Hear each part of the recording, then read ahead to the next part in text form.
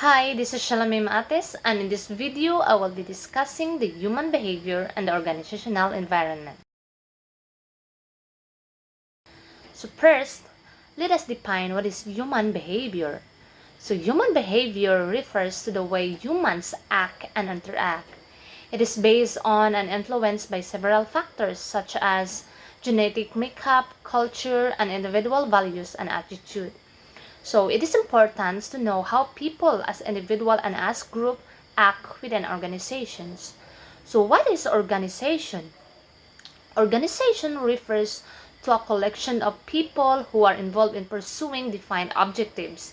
It can be understood as a social system which comprises all formal human relationships. The organizational encompasses divisions of work among employees and alignment of tasks towards the ultimate goal of the company. So the major goals of organizational behavior are to describe. To describe systematically how people behave under variety of conditions. To understand why people behave as they do.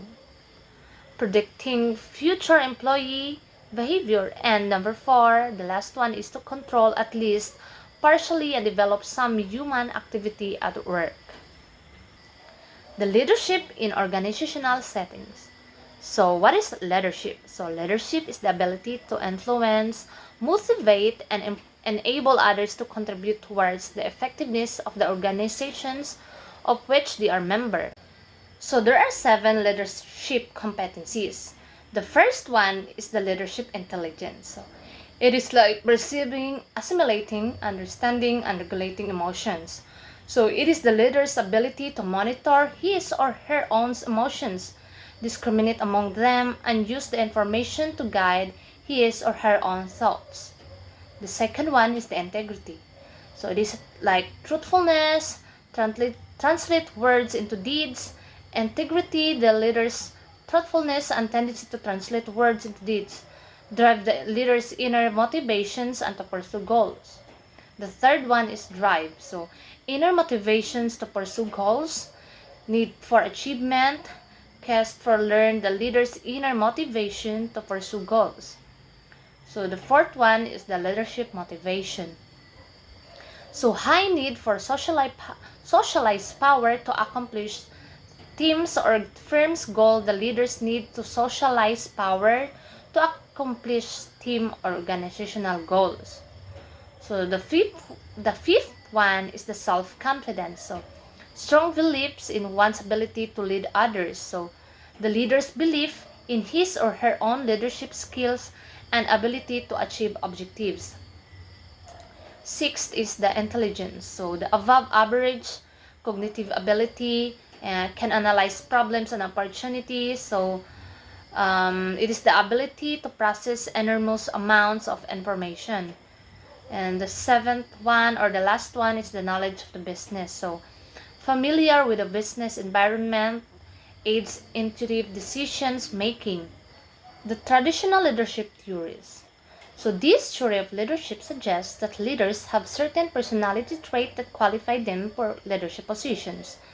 So the first one is the trait leadership model. It is based on the characteristic of many leaders, both successfully and unsuccessful, and it is used to predict leadership effectiveness. So trait theory of leadership differentiates leaders from non-leaders by focusing on personal qualities and characteristics.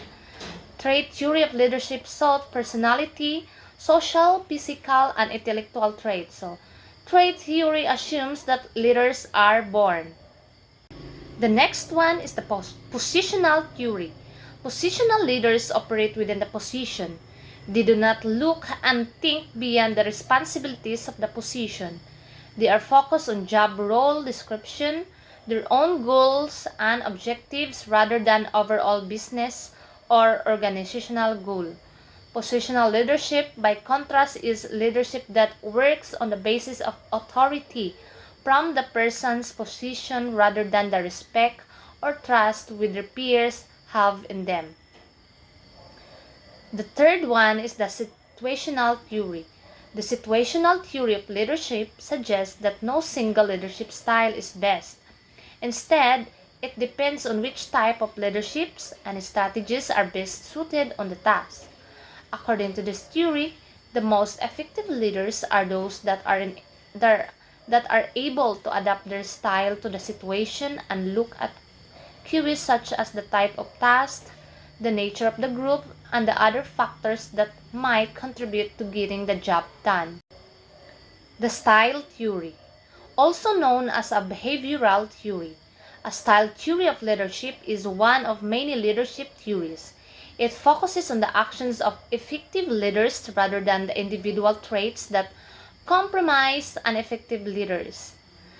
The theory states that there is no one style of leadership that is effective in the unique situation, but there are usually two distinct behaviors that leaders exhibit to improve their effectiveness.